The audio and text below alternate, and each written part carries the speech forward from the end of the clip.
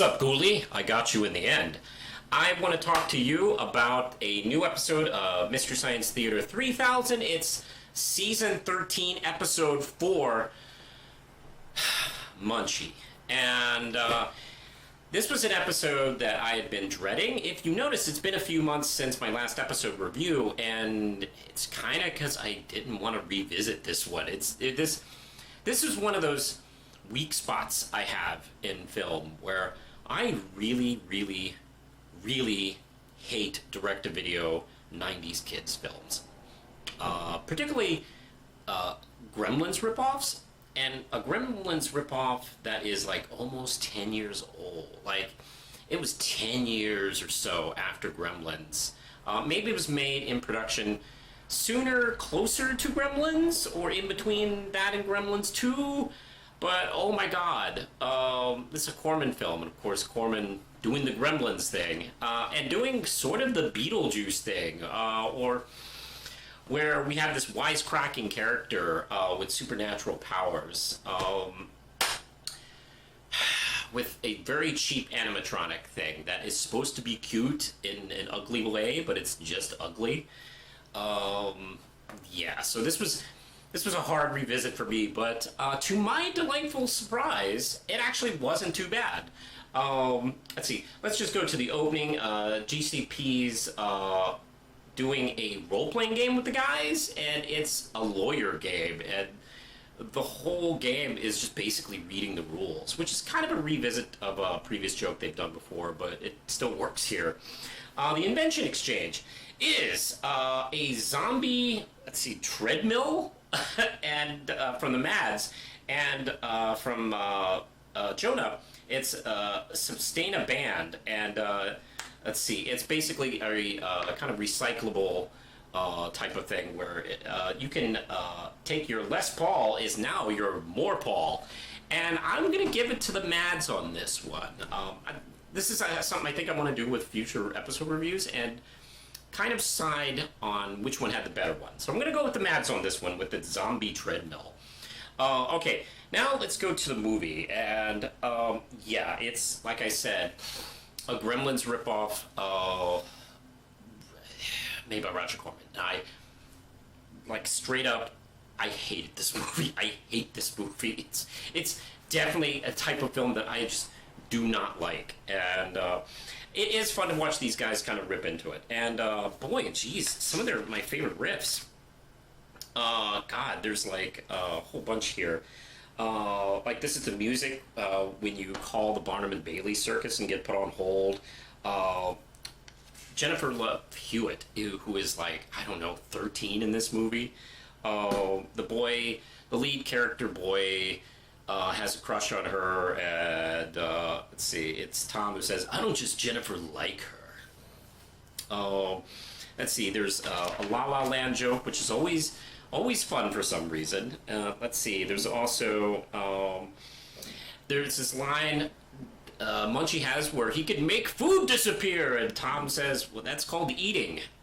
Let's see, also there's a host segment where basically Jonah got the outtakes from Dom DeLuise's recordings, and it goes off the rails more and more. But also there's more in this host segment.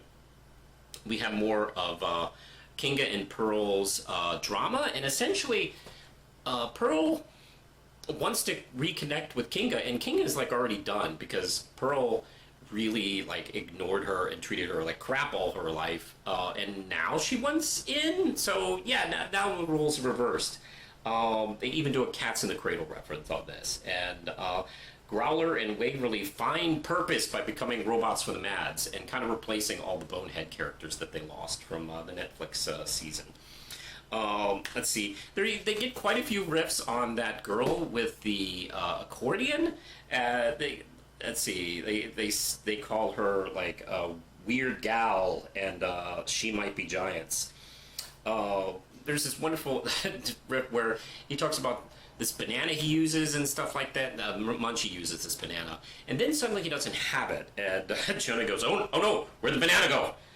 Which is as dirty as this season gets as far as like references. Then we get to a new host segment, and that's where Dr. Donna St. Vibes breaks down what Munchie is, and it's pretty funny because it's basically in real time, like talking about the ripoffs built off Gremlins, and it very much dissects what Munchie is a secondary B-lister ripoff of secondary B-list Gremlins ripoffs. Oh my god.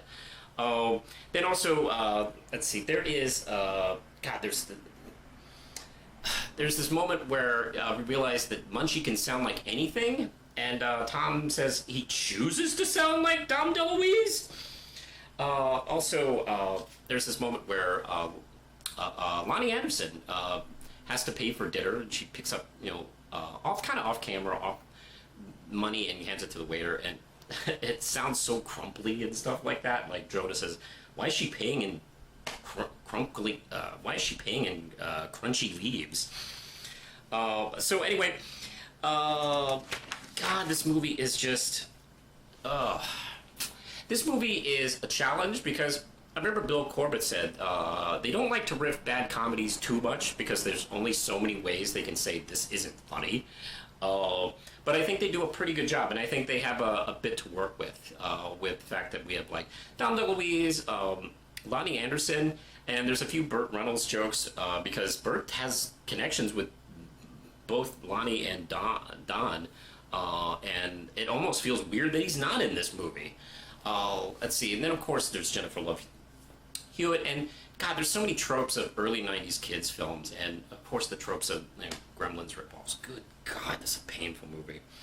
But anyway, there is also, the closing has, the bots have been so broken by this one, they think Munchie is real, and let's see, Jonah and Emily, we get back to the plot of this season, and the two of them plot like their escape, and we learn that the Mads can't really understand rhyming. Like when you start rhyming in front of them, it's like, what the hell am I hearing? I don't know. So that gives them a chance.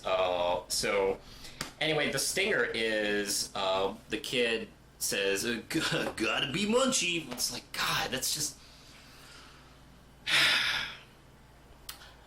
I may have said this before, but I do not like this film. So anyway, I have to admit, when I go back and I watch some of the riffs on this, and it actually is better the second time around, actually. It kind of reminds me of, in a weird way, Monster Go-Go. When I first watched Monster Go-Go, I didn't think I'd ever watch that episode again because that movie was so rough. But then I revisited it, and it's like, oh, the riffs are pretty good on this one. It's very funny, and I watched that episode tons of times. I don't know if this will have the same effect because, geez, that Munchie.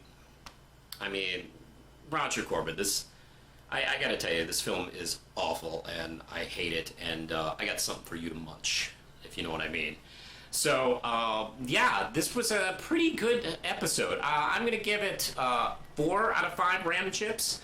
It's not their best, but it's definitely like a good, like, strong, dependable episode. Maybe, I don't know, maybe with future viewings, I'll actually even view it even more favorably than I do now, but not too bad. So, okay, that's episode 4 of Munchie.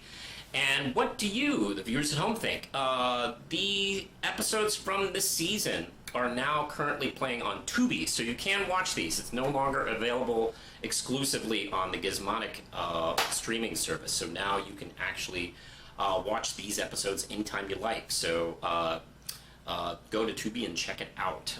So you can tell me what you think of it. Speaking of which, you can let me know in the comments below what you think of this season, Munchie, and this particular episode. Leave a comment below. Click the notification bell for all things Manos. You can find me at, like Facebook, Tumblr, Instagram, Blue Sky, Threads. I don't know. There's some other streaming service I probably am on too. I don't know. I'm sure you'll find it. Anyway, don't forget to support me, the Real Manos, and this channel, just starting at $1 a month over at Patreon, because yeah, it would be nice to make a living doing this crap. All right, I think that's it for now. So push the button, Lindsay.